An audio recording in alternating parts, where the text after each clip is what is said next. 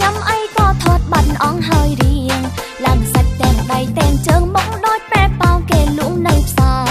ទងថតក៏ស្អាតដែរតើនេះជាភាសាខ្ញុំលួងខ្លួនអើយខ្លាចថតតែខត់អត់តន់ចង់បានរៀងស្គមតែញ៉ាំអត់ឈប់